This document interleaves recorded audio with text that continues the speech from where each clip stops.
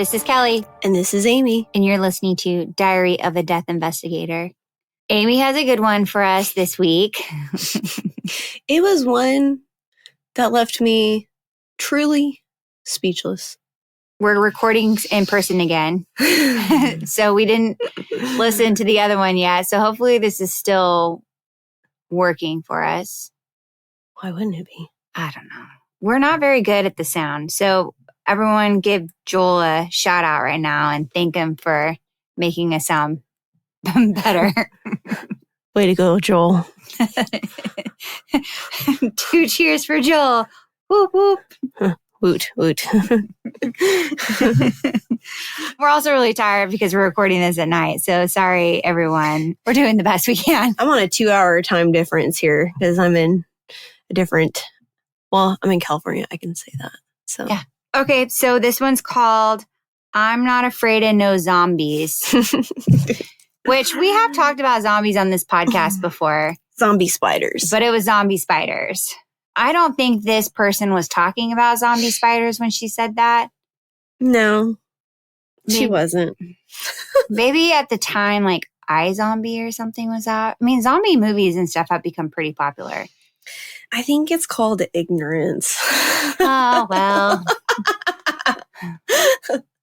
I don't know. Maybe. This is why sometimes it's better to just say nothing and just cover your mouth with your hand to stifle. Yeah. Well, things. she's just having some emotion. I think sometimes you never know what you're going to say in grief or shock or whatever. So, or on a podcast recording late at night. Yeah, that too. So, all right, Amy, take it away. All right. So I think I said in my second half of my career that I was working out in what we called like our districts, because my first half I was working as an in-house investigator. So we just worked in the like immediate 3 counties. And so the second half I was like working from home and then I'd be dispatched from home. So I could basically districts. I think of Hunger Games. Yeah, well, that's what it felt like sometimes was, what did they say? Like, they'd hold up their fingers and what was their saying? I don't know. You remember what they say in the Hunger Games? No, I just thought you were going to say I volunteer as tribute. Well, sometimes I involuntarily volunteered to be tribute for that. Sometimes it felt like it was real life Hunger Games. Only the strong survive out there. So, yeah, you never knew what was going to be thrown your way. Yeah, sometimes you could be driving all over the state in 24 hours, like driving 4 hours one way just for one scene. So this one actually was close to like the border of another state, and it's out in the middle of nowhere. You know where like those big windmill turbine things are? Is like one of those kinds of towns. Where you never get cell phone service? Yeah. Exactly. So I was like, where the heck is this town at? And they told me, I was like, I've never heard of this place ever. And it's for a good reason, because like when you look at the population later, it literally was 168 people in this town. I had to look it up. I was like, okay. So yeah, you get to this town or you're approaching this town and there is one street light, because it's like a one street town, and it's like their street light is one of those like blinking lights. Oh, yeah. It's not even like a real light. Like the scary movie light. Yeah. And it's like, where is everybody? Well, you know where everyone is? In bed. No. At the bar. They're at the scene.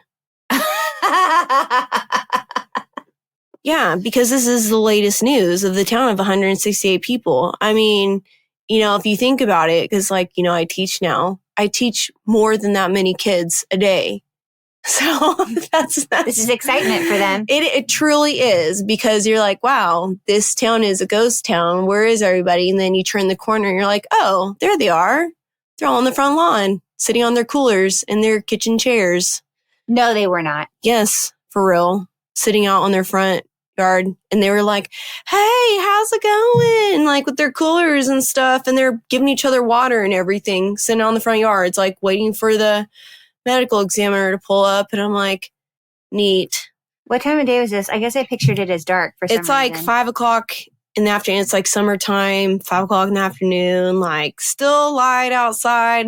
This is like their real life CSI, Kelly. This was a big deal. This was big news for them. 5 o'clock news in real life, real time. IRL. Going to you, Bob. What's going on? So they have one sheriff there on scene, and he looks like he is in a panic because as soon as I pull up, he is at my window and his eyeballs are like bugging, like giving me the look of like, you know, when your cat's sitting outside looking at you like, help me. That was his look. Like, thank God you're here. I'm like, oh my gosh. You just have to do one of those big like breaths like ooh-saw because you already know it's going to be one of those scenes. Like, God, give me the strength that I need to get through this day. Or the drugs. No, I'm just kidding. Something. So, yeah, you're like, okay, big deep breath. It's going to be okay. Don't bite anyone's head off. Be nice to the family. All these things.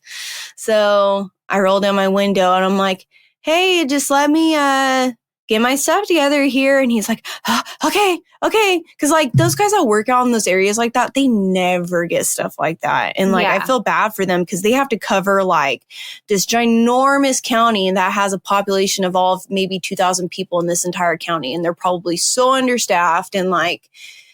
And he probably knew who it was because it's a small population. Yes, exactly. He did know who he was. So I get out of the car because I'm like, you know, it's not just the whole townspeople. It's this guy's family, an extended family. And you already know it's going to come at you as soon as you get out of your car. You can't even get your stuff out of your car to like get prepared to walk in there. So. Well, wait. So how come they didn't have these people like away from you guys in the scene? Because there's one of him and there's like 50 of them. So he was outnumbered. Yeah. I mean, in some of these places, like they're their own law enforcement. So yeah, it's like, good luck. I mean, they already know. So I get out and then it's like families like already asking me all these questions, even though they know I just got there. And they're like, what time did he die? And I'm like, I haven't even seen him yet. Like, you're like, putting your finger to your head, closing your eyes. Let me guess. My psychic today. Let me channel my inner psychic powers. Back to you, Bob. What's our weather forecast looking for at 6? I mean, seriously, I'm like, okay. So, yeah, I'm like, all right, well, let me just grab my stuff here and let me go take a look at them and I'll have a lot more answers for you. I promise. Like, because I don't even know this guy's name. I don't know any of this stuff. Like, yeah, because it's just like, you have to be patient because they're just like, they're clueless and they're just like, they're stressed. So the one woman that she looked so young and I'm just like, I'm sorry, like, who are you in relation to? She goes, oh, like, I'm his ex-wife. And I was like, oh, like, I had no idea. Like, sorry. I was like, well, I'll like leave you to be like the main person I talked to. And she's like, yeah, I'd appreciate that. And like, she was like super nice about it. And so he didn't have a current wife? No. And there's like a story behind that. Like, and she was actually like really calm, which I will appreciate later. So I just like told the sheriff, I was like, can we please go inside so I can like just ask you things? And so other people aren't asking me things and like being over my shoulder, like, what you writing? What is that? Oh, what's that diagram? What is that? What does that mean? Like, cause you know, that's what people do. So they make it their business. So I go inside and I know at this point it is a gunshot suicide, or that's what it was reported as. So that's like why I even had to like drive all the way there. And so we go inside and he tells me that he does know who this guy is. He's had to deal with him quite a bit because this guy, he's known to drink, he abuses alcohol, and he's shown up to the house a lot because of domestic violence. So he's beat up his wife, and the wife finally decides to leave him Like, this is just like a couple months before. And not the ex-wife you met in... That's her. Oh. Yeah. So they're separated. They're not quite divorced, but she also takes the kids with her. And they had been fighting about that a lot. And so they were finally going to court, and he was supposed to show up to court for them to decide who was going to basically get like custody of like the kids. When they were trying to get a hold of him for him to show up to court, like he didn't show up to court. And so they're like, and like, that's, odd, because why would he make such a big deal about keeping the kids and then not show up to court? Right. So then that's whenever they made the discovery of him basically deceased on his bedroom floor. And there was like, it's a long rifle. It's a 22 caliber long rifle. And it was like found underneath his legs. And so his house was pretty much a wreck. I mean, you can tell that he had some anger issues, I think pretty much brought on by alcohol. And so he had like holes punched into the walls, and there was just trash everywhere. And there's like bug activity from all the trash. And he was found literally right in between like his doorway of like his bedroom. And he was found prone, so he was face down. And I mean, from his backside, he didn't look like, anything was wrong, but you could see like the rifle underneath his legs. And so we had to flip him over, and then you could actually see a little bit of blood underneath his chin. And so... Just a little? Mm-hmm. Because 22 caliber holes are really small. But when you start moving someone, purge from the stomach starts coming up. So then it started coming out of his nose and your mouth, and you're like, oh, and it stinks so bad. And it's like this dark color. It's like black, and it's just, it's bad. But his whole face was just like purple from being face down. So like the lividity on top of him shooting himself in the head, like all that blood was just pulling straight to his face. So he just looked like swollen in his face. So basically all that blood had just pulled up into his face. So like 22s, typically what happens is when they enter into like the brain, they kind of like bounce around in the skull because they lose a lot of their energy when they enter into the skull. So that's if you get it in at the right angle, because a lot of times people will shoot themselves underneath the chin, and it will, what they call a canoe out, where it will enter in under the chin, and then it will basically go through their jaw and then exit out through like their nose. So they'll still be alive. Ugh. Yeah, it's terrible. So yeah, he was able to get at the right angle. They call that submentum entry when it's underneath the chin. So when we have anything that's considered a long, like rifle or barrel, so anything else like a shotgun or something like that, basically what we do is we measure from their longest fingertip all the way up to their armpit.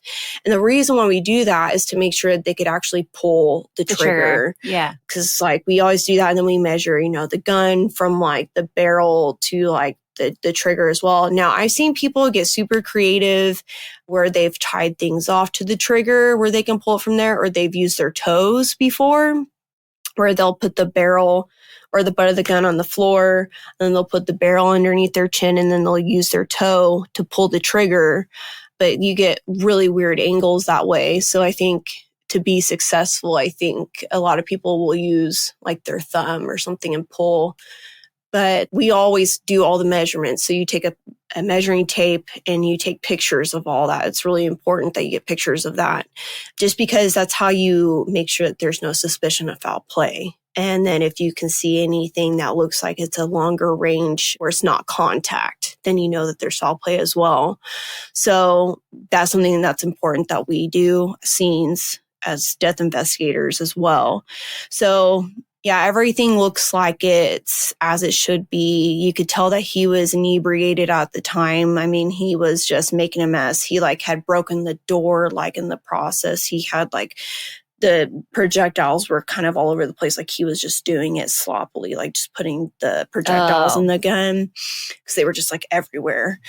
So I've said, I think multiple times on here that we have to bag the hands as well. Anytime it's either a homicide or a suicide, we always bag their hands. And it's especially important when we have any gunshot suicides because it protects like any of the gunpowder, right? So if we have someone that does like the gunpowder on the hands, or it protects like blood spatter. So, which we learned about in the ABCs of Death Investigation. Yes, we did. So you guys should know. So I was looking in my bag for paper bags. And I'm like, of course I don't have them in my scene bag. So I had to go back out to my truck to get paper bags. And wouldn't you know, the eldest adult daughter was on scene at this point. And I'm like, why does it have to be this way? So I'm like, maybe she won't notice me. And I'm like trying to like speed walk over to my truck. And she's like, when do I get to see my dad? And I'm like, you don't. Which it's like, you know, she is very obviously upset. And the mom is like being like very calm and everything, like trying to calm her down. And she is like, I'm not having this, and trying to tell me what to do. And I'm like, oh, no, you don't tell me what to do. So we were having like this face off of who's telling who what to do. I was trying to tell her nicely that you don't want to remember your dad this way. And she's like, I don't care. I want to see him. And I was trying to tell her he's been like this for a while, and wait for him to be prepared by the funeral home. And she said, well, can I at least hold his hands? Can I at least hold his hand? And I said, well, our protocol is we have to put their hands in paper bags because of evidence. And she was like, well, for what? And I said, well, just in case if it's determined it's a homicide. And she was like, well, I know it was a suicide and I don't know why you're being so difficult. And I was trying to tell her, you know, this is just our protocol. This is just what we do. And so I said, you can hold his hand over the paper bag. And I said, what we'll do is he'll just be in the bag and I'll just leave his one hand out of the body bag and it'll still be in a paper bag. And so she said that was fine. So, but also at this point, Riger comes in, right? Yes. And of course, you know, people don't know all this stuff either. And so I'm just happy that I could come to a compromise with her at this point, because this took me a long time. And I'm like, I just want to get this done. So, because, you know, you're still getting calls from other people at this point, and you're just like, I'm sorry, but like, this is not my only scene. So was your transport driver there? Yes, they were waiting for me. So, and they have to transport bodies too from other places as well, from hospitals and nursing homes, because they don't just transport for the medical examiner, like they're contracted out. So they had a long drive as well. And we finally, I get him hands bagged and we get him on the cot and everything. And then like, trying very carefully to get him down the stairs. Like I remember the stairs being like wooden and they were kind of rotted out. And I'm just like, was he a big guy? No, luckily he was very skinny from alcohol. Oh. So I was like, I'm just glad that he's skinny. And I'm just like praying that the stairs like hold up while I'm like trying to like come down these stairs. And so like we get him down there. And I'm like, we get close to like the van or the transport van. I pull like the cot cover over and like I have his hand out, which is in the paper bag. And like the daughter's fine. Like she's like holding the hand over the paper bag, which she was totally fine with. She was fine this whole time. So. And how old is she? She was like in her early 20s. Oh. Yeah. She was an adult and she wanted to be put down, you know, as a next of kin and information as well, which that's fine. I asked her, you know, are you ready for us to like load him up and everything? And so I was finally able to do that. We got him loaded up and I sent my transport out and I was like, whew, yes, I'm done. So, you know, usually that's when you do your whole like spiel about like funeral homes and like what happens after that. It's like what we do, like toxicology and like as far as autopsy and stuff. And then I said, because there was like blood and stuff in the house. And I said, you guys, because they asked if we were like releasing the scene to them. I said, well, you guys might ask if you have like a close friend or something that can come into the house and maybe clean up some stuff for you guys. And then that's when the daughter says to me, I've held hands with a dead person. I ain't afraid of no zombies. So when she says this, my mouth, like, I feel it just literally drop open. And I had to put like my hand up over my mouth because I'm like, am I going to laugh or am I just in shock? Or is she in shock? I don't know because, I don't know her. So I don't know. I've heard people say crazy things before, but I'm like, that's your dad. So, yeah. What is she saying? He's going to be a zombie? Yeah. So I was like, well, okay, then you're free to go in whenever you want. So I look at the sheriff and I was like, well, I'm going to go ahead and get out of here then. So you should do so as well while you can. So back to you, Bob. So I just go to my truck and I just try to get out of there as quickly as I can because, it's just like, I don't want to be asked anything else. I don't want anything about zombies or anything else said to me because I'm like, I just explained everything and all these details as best as I could and said, you can always reach out to our office about any other questions. I'm like, and you literally just basically referred to your dad as a zombie. I'm like, great. Which, it sounded like he wasn't necessarily the best to probably her and her mom and family, but I'm like, oh man. So he did kill himself. Yeah, he did. So, and did he kill himself because he knew he wasn't going to get the kids in court or something? Yeah, I mean, like just with his recreational behavior and the way that his home was, like the state of his home wasn't what it should be, and he probably didn't have a lot of mental clarity. No, one, I think obviously, I guess she'd be estranged wife. Yeah. Yeah, she was clearly doing much better than what he was she was very calm and level-headed. So, well, and maybe she knew this was coming. Did he leave a note or anything?